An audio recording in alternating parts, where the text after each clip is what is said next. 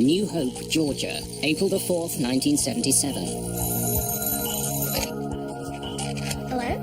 My husband called me and he said, honey, we've got some bad weather coming in. Boys, come on in now. Nasty weather's come in. One of the worst storms in years is moving across the south. Sadie Hurst rushes her children to safety. We heard this tremendous noise. When I got to the top of the basement steps to close the door, I saw a red reflection like fire in the door. That's when I saw what was happening. 72 people are killed when a Southern Airways DC-9 falls from the sky.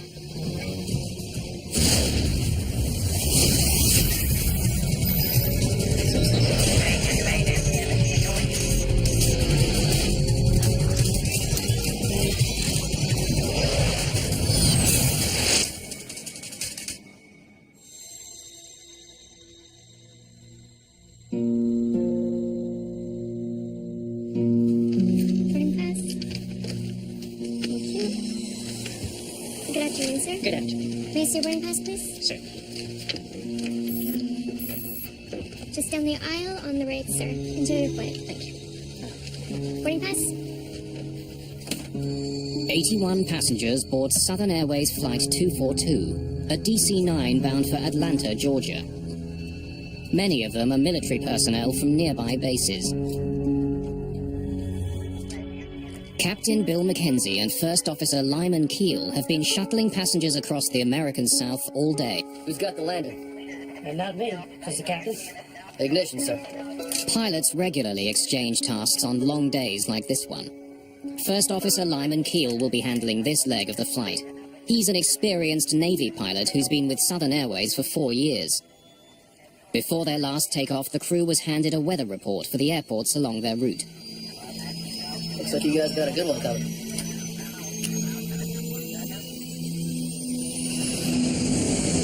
The DC-9 was introduced in 1965 to fly frequent short flights. Both of its engines are mounted to the rear fuselage rather than the wings.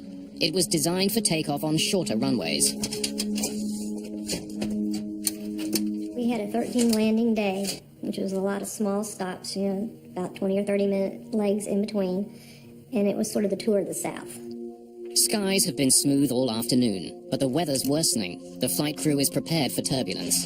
It was raining in Huntsville, and they said, it's going to be some bad weather, don't serve. So we did not serve from Huntsville to Atlanta, which is a very short route, and we were delighted not to be serving. I was a little surprised that we took off when we did. I really thought we'd taxi out to the end of the runway and hold for a while because the weather looked so bad. But we taxied out and immediately took off. At 3:54 p.m., the DC-9 takes off into a hard rain. The short hop to Atlanta should take just 25 minutes. As Southern Airways 242 flies away from Huntsville, the National Weather Service tracks weather that's far worse than the pilots expect. Tornadoes are touching down all across the South. The weather in the southeast in the United States can be very treacherous. High humidities, high temperatures are a prescription for thunderstorms. And so with all of that kind of moisture in the air and the high convective heating, you're going to have very large thunderstorms that are associated with heavy rains, hail, icing conditions, and extreme winds. And of course, tornadoes that will be spawned from that kind of action. Huntsville Air Traffic Control has some concerns about the gathering storm. Southern Airways 242, I'm painting a line of weather which appears to be moderate to possibly heavy precipitation, starting about 5 miles ahead. Okay, we're in the rain right now. It doesn't look much heavier than what we're in right now, does it? It's not a solid mass, but it appears to be a little bit heavier than what you're in right now. In 1977, most airliners are equipped with the Bendix weather radar. Pilots are trained to avoid regions that appear bright. Where there's light, there's bad weather. I can't read that. This looks like rain, Bill. What do you think? There's a hole. There's a hole right there. That's all I see. The pilots spot a dark area on their radar, a passageway through the storm. They plan to navigate between towering thunderheads over 14,000 meters. Coming over, we had pretty good radar. I believe right straight ahead. There. The next few miles is probably the best way we can go. But as they head towards the storm system, they get an ominous report from Memphis Air Traffic Control. Attention, all aircraft. SIGMET. Tennessee, Southern Louisiana, Mississippi. SIGMET is short for Significant Meteorological Information. A warning to pilots that dangerous weather is in the region. Here we go. Hold them, cowboy.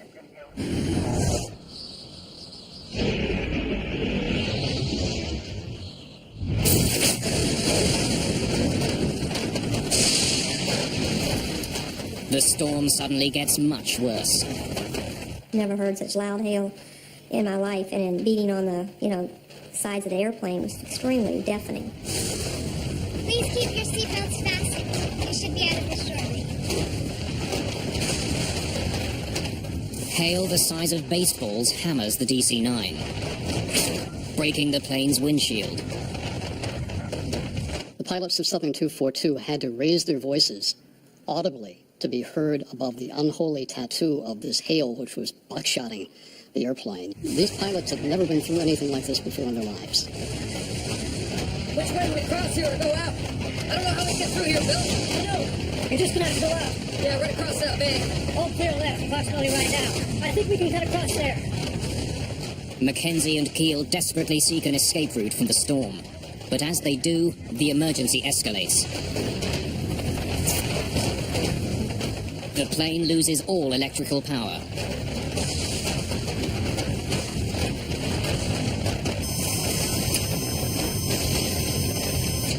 Without power, Keel must keep the aircraft level without an artificial horizon. But surrounded by thick cloud, a horizon is difficult to find. It's almost impossible for Lyman Keel to get his bearings. Southern 242, what's your speed? Atlanta Air Traffic Control tries to make contact with Southern Airways. They receive no response. Southern 242, Atlanta, what's your speed? Got it back, Bill. Got it back. Got it back. After 36 seconds in the dark, power returns. The instruments come alive and the radio begins working again. Air Traffic Control finally gets through to Mackenzie and Keel. Maintain 15,000, if you understand. Maintain 15,000, Southern 242. Southern Airways Flight 242 has been instructed to fly at 4,600 meters. But the plane has fallen to almost 4,200 meters. We're trying to get it up there.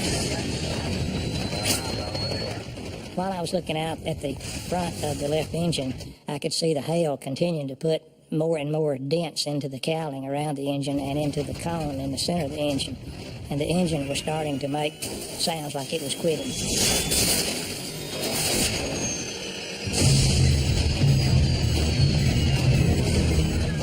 Okay, 242, we just got our windshield busted. We'll try to get it back up to 15. We're at 14. Southern 242, you say you're at 14 now? Left engine won't spool. Our left engine just cut out. You say you lost an engine and busted a windshield? Yes, sir. My God. The other engine's going too. Got the other engine going too. Both engines are now out. This DC-9 is a glider, and it's falling at 56 feet per second. They're at 14,000 feet. They don't have a lot of time. Lyman Keel adjusts his course to navigate his plane out of the storm. Captain Mackenzie must restart the engines, or they'll be forced to make an emergency landing.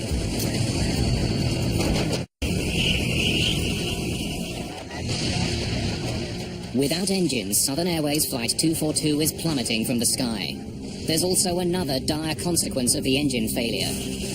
Normally, the engines generate electricity for the instruments, radios, and hydraulics. When the engines quit, all of these systems fail. APU deployed. The APU, the Auxiliary Power Unit, is a backup power generator. It will provide electricity to the plane, but it will take more than 2 minutes for it to power up. When the second engine quit, I wasn't aware of what was going on around me. I was so focused on trying to figure out a way to save myself. I knew that sometimes the tail breaks off in an accident, and I felt the further back I could get, the better. There we go. After 2 minutes without systems, the auxiliary power unit finally kicks in. The pilots may not have engines, but at least they now have power. We lost both engines. How about getting some vector to the nearest place? Captain Mackenzie needs directions to an airport. The flight can only stay airborne for another 6 minutes. Dorbin's Air Force Base is 32 kilometers away. It has a runway that's long enough for a DC-9. It also has full emergency services. Southern 242, roger. Turn right heading 100. Will be vectors for a straight-in approach to Doghill. Runway 11. It's on this letter, Bill. How far is it? How far is it? Lyman Keel knows Dorbin's Air Force Base intimately. He trained there, and it's now his home base as a Navy Reserve pilot. He's landed there frequently. Declare an emergency, Bill. Right now, Keel's familiarity with Dorbin's is the only advantage this crew has. Less than 16 kilometers away lies the town of New Hope, Georgia. Sadie Hurst sees no signs of an advancing storm. It was an absolutely beautiful day. The children were playing outside. They were riding their bicycles up and down the driveway.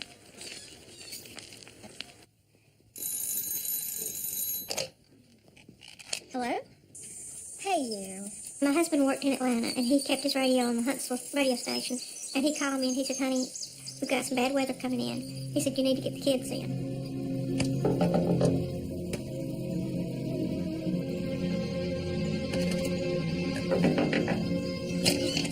Boys, come on in now. Nasty weather's coming. Come in now.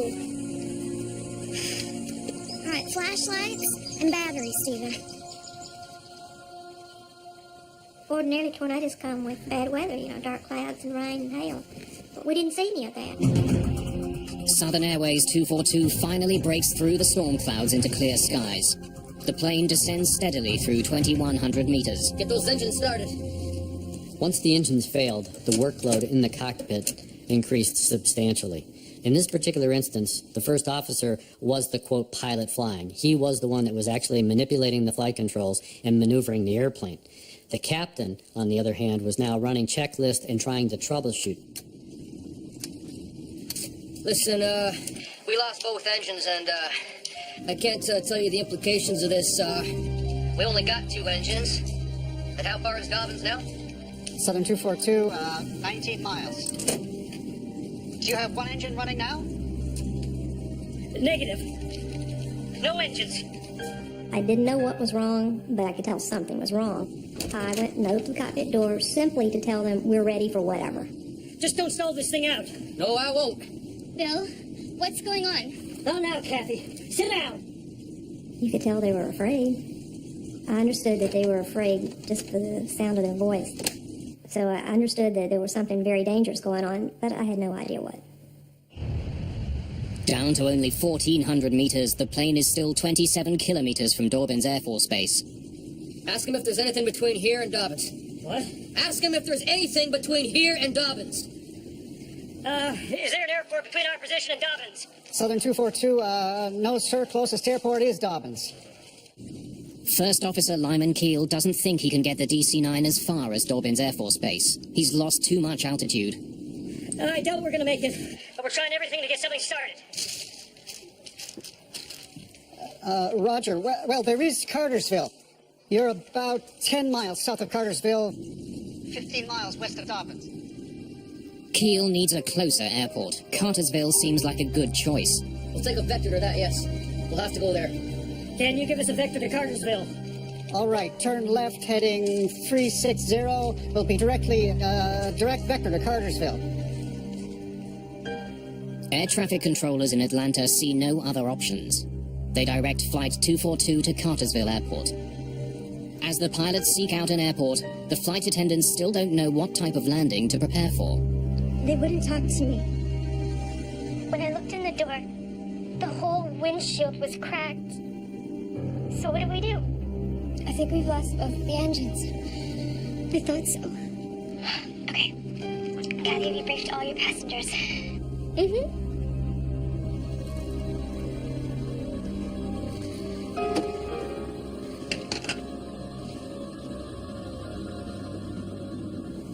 realized I was in an emergency situation, and I felt like I was going to die. But I decided I would do everything I could to try to help my chances. I had previously collected some blankets and pillows and had gotten my leather jacket off the overhead rack. And I arranged those to make a nest as much as I could for myself. With tornadoes in the forecast, the community of New Hope is braced for a different type of danger. After a couple hours of playing outside, my mother called us in to come in because there was bad weather coming our way. We came into the house, and Mother had told us about what was going on, and she said that we need to get downstairs to prepare for the bad weather that was coming. Southern Airways Flight 242 has lost too much altitude. The pilots come to the frightening conclusion that at the rate they're falling, they can't make it to Cartersville. They must prepare to land now. I'm picking out a clear field. Billy, you have to find me a highway. Let's get the next clear open field. No, Bill. See a highway over there. No cars. Right there. Is that straight? No. We'll have to take it.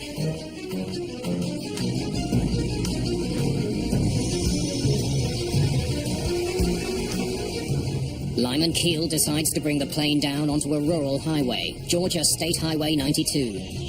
Captain Bill McKenzie radios Atlanta Air Traffic Control with the bad news. We're putting it on the highway. We're down to nothing.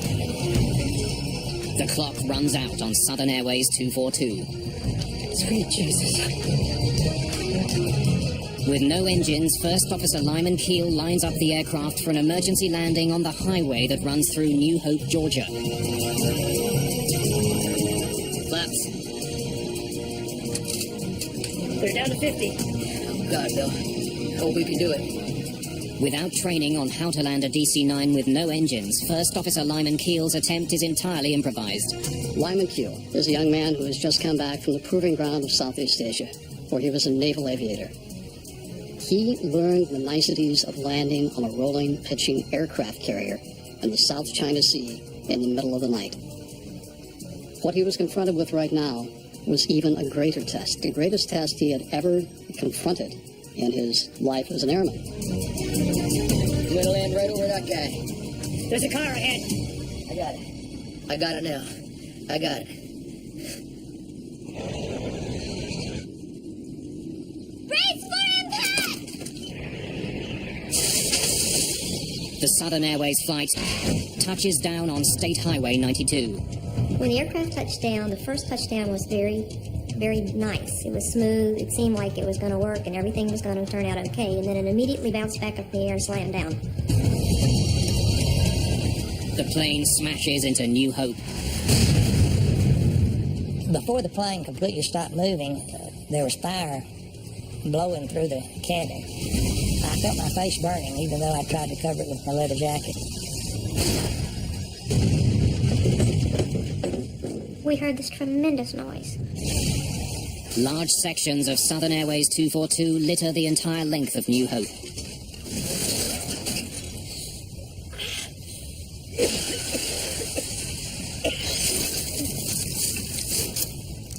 Come on, damn it. I got my seatbelt loose after a few tries and turned toward the rear of the airplane, and I saw a spot of light. I got up and ran for that light.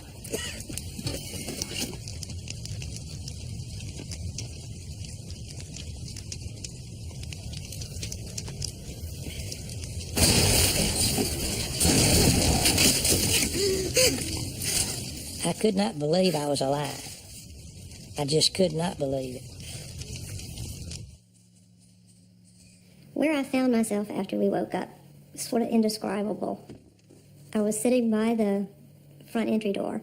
We have a coat closet that was adjacent to it and the back wall that the jump seat strapped to. All three of those walls had collapsed and rolled into like a little triangle ball area. And there was just enough room for me inside. And I could see a crack of light, and I thought, I'm going through that crack of light, come hell or high water. Stewardess Sandy Pearl also escaped safely. She's able to help others.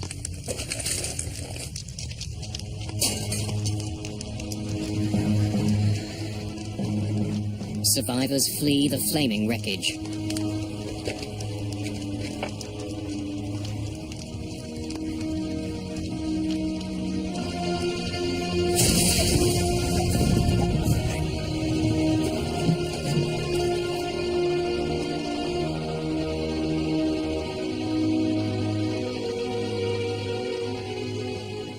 got to the top of the basement steps to close the door, I saw a red reflection like fire in the door.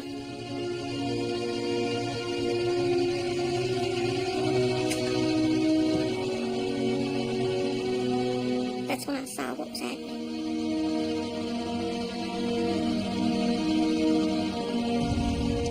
I saw smoke and fire. And the people that were coming toward me, they weren't screaming, they weren't yelling, they were quiet. Everything was on fire, and I could see people running toward a house.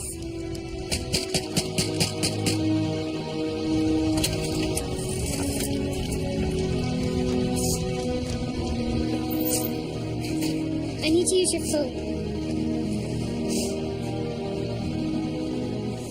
I wanted to call the local people or Southern or somebody and say, we've just landed somewhere and we need help. It just became a blur. They just kept coming.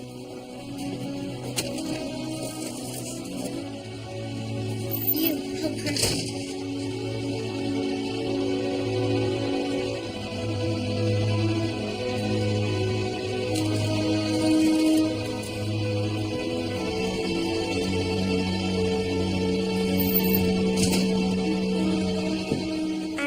Kitchen, and I was just circled by people. They knew they were in a house, and I guess they felt safe, and they needed somebody to help them. I was still frantic. I was still trying to move as quickly as possible and do as much as I could at the time.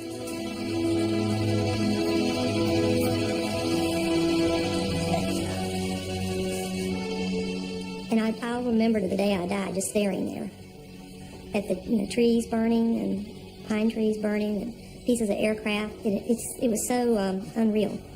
I've never seen anything like it and never want to see anything like that again.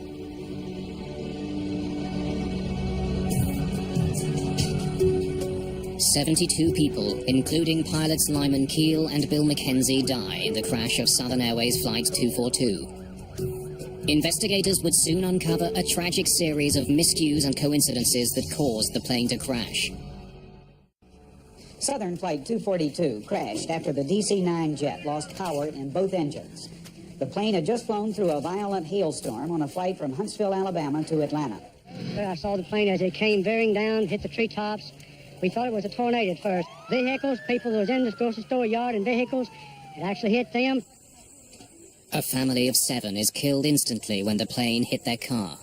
They were just leaving the store about the time that the flight tried to land on the highway, and then of course, I think they hit the gas pumps and they exploded and everything around was on fire.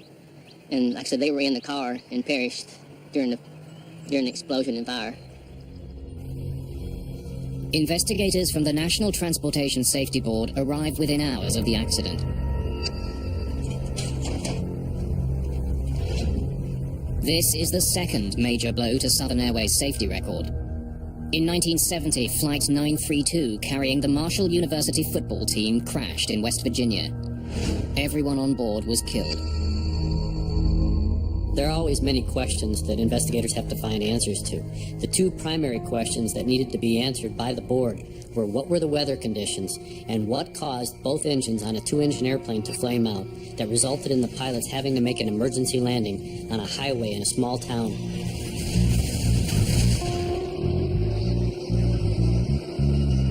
The storm that Flight 242 flew into was a monster. Why had a crew so familiar with weather in the South flown headfirst into it? That's a hole, isn't it? It's not showing a hole, is it? Investigators listened to the cockpit voice recorder for any clues about the decisions made by the crew as they were entering the thunderstorm. That's a hole, isn't it? It's not showing a hole, is it? They learned that the pilots relied heavily on their weather radar as they approached the storm. But it appears to have deceived them. All clear left, approximately right now. I think we can cut across there. One of the limitations of the radar that the crew of Flight 242 was using is signal attenuation. That is that the beam that is projected from the radar unit out to look at the weather and return is diffused, so that the picture that is depicted in the cockpit that the crew is looking at may not be accurate. Weather radar sends out radio waves. Those waves bounce off storm clouds ahead and return to the aircraft. But if precipitation is extremely intense, the radio waves can be deflected away. The radar unit might then interpret the lack of returning waves as a clear path ahead. Those inaccuracies are hard to decipher, and if the crew is depending solely or very intently on the radar to guide them through the precipitation, they may be making decisions that aren't based on accurate information. The storm that entangled Southern Airways 242 is one of the worst to hit the United States in 3 years. The crew didn't encounter a tornado, but it was battered by torrential rain and heavy hail. Which way do the clouds here go out? I don't know how to get through here, Bill. What Keel and Mackenzie read as a clear area ahead was in fact the heaviest part of the storm. They flew straight for it. The other engine's going too. Got the other engine going too. Southern 242, say again. Stand by. We lost both engines. Once inside the storm, the DC-9's engines failed. But a turbofan engine is designed to ingest huge amounts of rain and even hail. Precipitation alone should not have shut them down. Investigators study what's left of the DC-9's engines for clues. They need to know if some mechanical failure caused both engines to fail inside the storm. Well, initially I was puzzled as to how the engines could be involved in the cause of this accident. But I was very anxious to get there to see the engines myself to find out if there was any sort of visible failure in the engines. Pratt & Whitney, the manufacturer of the engines, assigns Al Weaver to advise the NTSB investigation. The engines are moved to Atlanta Airport for a closer inspection. And when they lifted the engines up in the vertical direction in the hangar, I could hear the tinkling and pieces fell out through the front of the engine onto the floor. I reached over and picked up those pieces, and I recognized them immediately as part of the high compressor blading deep within inside the engine. Al Weaver discovers that the pieces that fell from the engine were broken blades from the compressor. Jet engines need pressurized air for combustion. 2 separate compressors inside the engine are made up of dozens of steel blades. The rapidly spinning blades force air to the back of the engine. The pressurized air is ignited in the combustion chamber, creating thrust. Weaver notices that the compressor blades from Flight 242 are badly bent or fatigued. The way they're bent tells him they were damaged in the air, not when the plane hit the ground. And we know that that fatiguing and the type of fatigue that we could observe with our eye is caused by the repetitive surging of the engine over and over. A surge occurs when the airflow through an engine gets interrupted. Pressure builds up between the compressors instead of behind them. Without the back pressure, air from the combustion chamber moves to the front of the engine.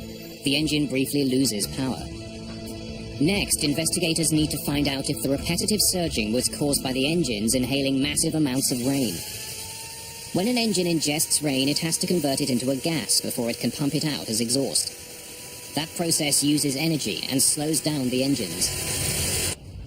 Investigators conclude that with so much rain to convert, the engines couldn't maintain enough power to run the generators. That's what caused the first power outage. But it doesn't explain why the engines failed completely. Al Weaver wants to know if the sheer volume of rain the engines were forced to ingest could have caused their failure. The same engine model that powered Southern Airways 242 is run with up to 14% water to air. Okay. Engines at 3/4 throttle.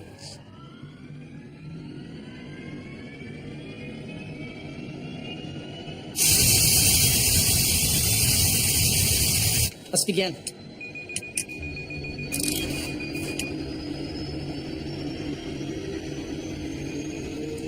Investigators ultimately throw monsoon-level rains against the engine. They run it from idle up to full throttle. Okay, that's it. Shut it down. The rain was not enough to cause the kind of surge that tore the engines on Flight 242 to pieces. Thanks very much, gentlemen. And the engine operated normally, no abnormalities. So our judgment was we could not conceive of a rainstorm that would put more water in. So we knew we were going in the wrong direction with more water. The water ingestion test points investigators to another suspect. That's a hole, isn't it? It's not showing a hole, is it? Hail.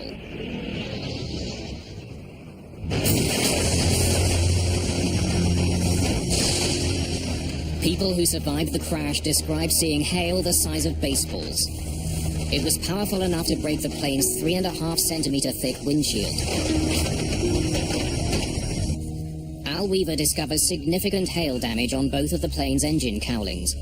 Starting at the front of the engine, we noted that the inlet cowl and the center body that streamlines the airflow going into the engine, which are parts of the aircraft structure and made out of aluminum, were all dented from both engines.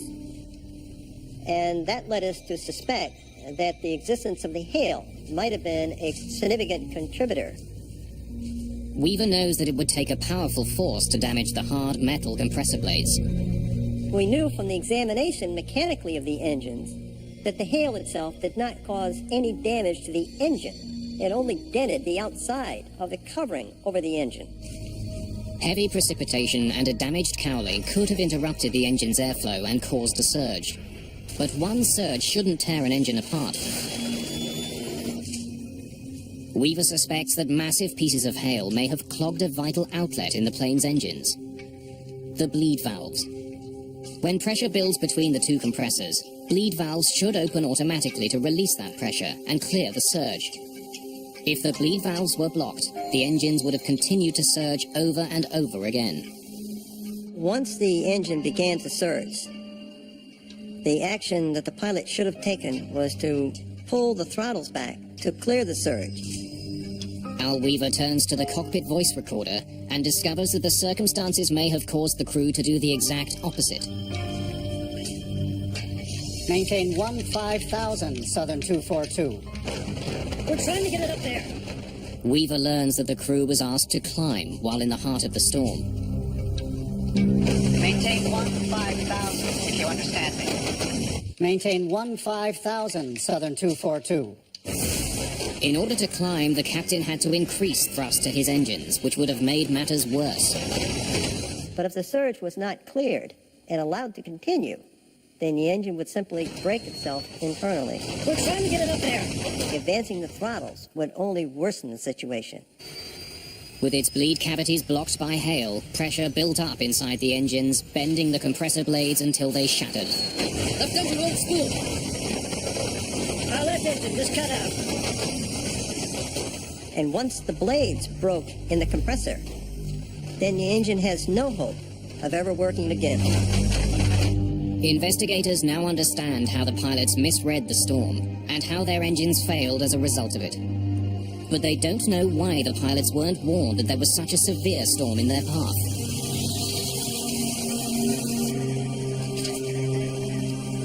Who's got the landing? Not me. It's the captain. Ignition, sir.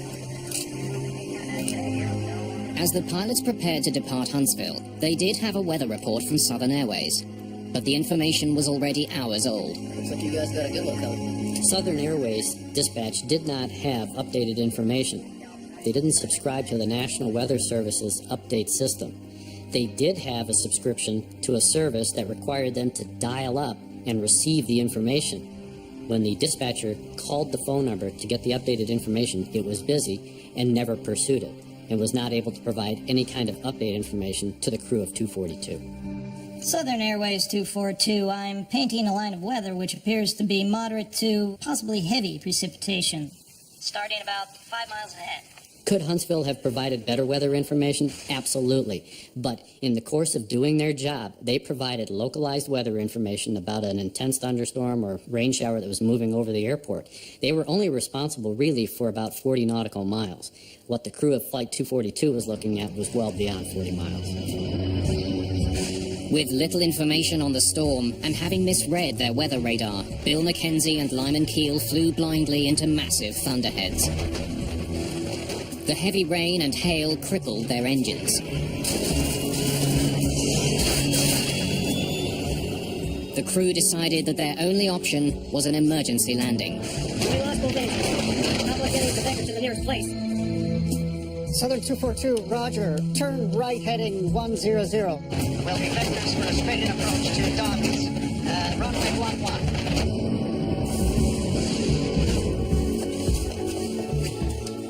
When investigators analyze the flight path of Southern Airways 242, they discover one more deadly oversight.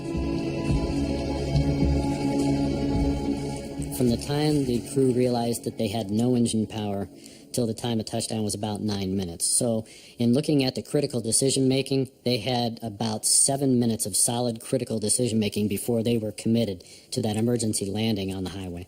Get us a vector to a clear area, Atlanta. After the engines failed, the pilots made a 180-degree turn towards the west, looking for an escape from the storm.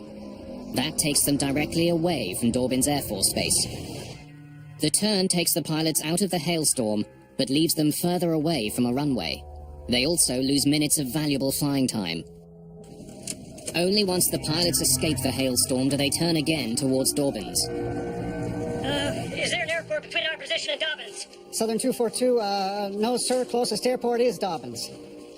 Had they maintained that course to Dobbins, rather than make the turns or try to find another airport, they probably would have had a better success rate and definitely a better survival rate.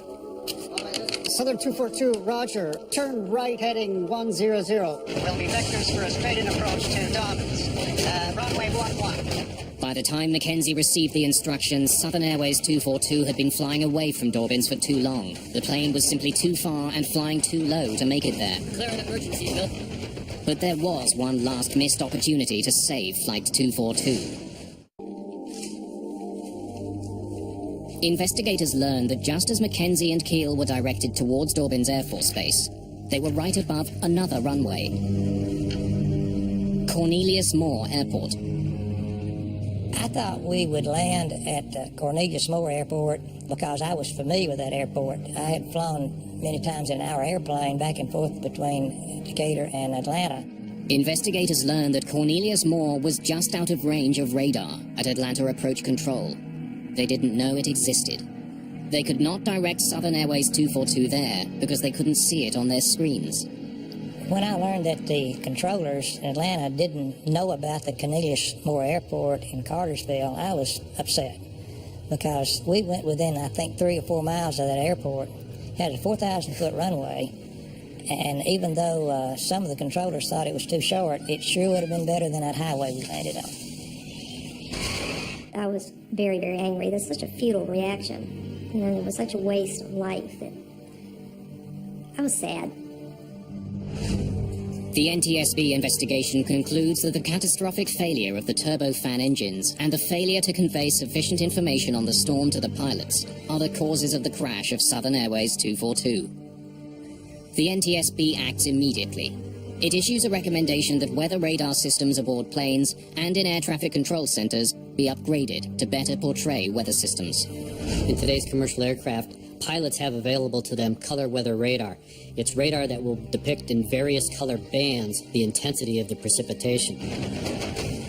The crash of Southern Airways 242 also leads to a better understanding of how engines should be managed in heavy precipitation. We once again reaffirmed to the pilots the importance not to allow the engine to continue operation in continual surging. If there is a surge condition for any reason, you should clear the surge, because if you didn't clear the surge and allowed it to operate, it would break eventually. In every air crash, investigators try to determine whether or not the accident was survivable. When you look at the survivability in an aircraft accident, you can definitively say that the design of the seat contributed to the survival factors aspects. But the statistics that bear out whether sitting in the front of the airplane is safer, the middle of the airplane is safer, or the back of the airplane is safer don't exist. In this particular instance, a surviving passenger, Don Foster, was quick thinking. He put a leather jacket over his head and used a pillow as a buffer between the seat in front of him and his face. That probably saved his life from the standpoint that it minimized any injuries he would have suffered. In fact, the NTSB believes that if flight attendants had distributed blankets and pillows to the passengers, there would have been fewer injuries as a result of the crash. We learned from every airplane crash. We learned from this one. We learned that the communication broke down within the FAA, within Southern Airways, even within the cockpit of that DC-9. What we didn't ultimately learn, though, is the most important lesson, and that is awesome respect for Mother Nature and what Mother Nature can do. 30 years have passed since Southern Airways 242 crashed through the small community of New Hope, Georgia. Every 10 years since the crash, survivors of the tragedy gather at a church in New Hope. They remember those that were lost and help one another cope with the tragedy. It's one of the longest running survivors group of its kind. I want to welcome you to this service today in remembering April the 4th, 1977, when the Southern Airways Flight 242 crashed here in the New Hope community. Earl D. Johnson. Lyman Keel, Jr. William Wade McKenzie. Earl C. Griffin, Jr. After the crash, I had a hard time understanding how I managed to survive. And after a couple of months, I quit worrying about it. I felt like I had a second shot at it. I felt like that family was more important. Having fun was more important.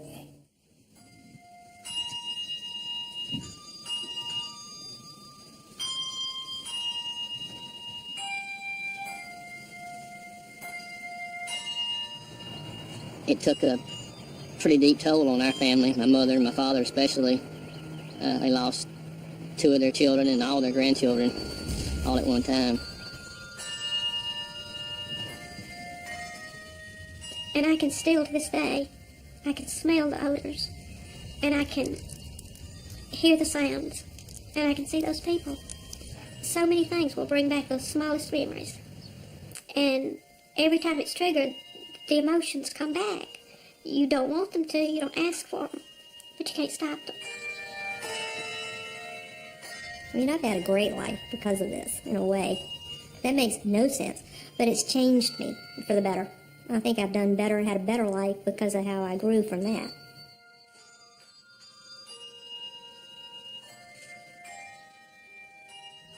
May this service do honor to these dear loved ones, and may it bring comfort and peace to we who remain.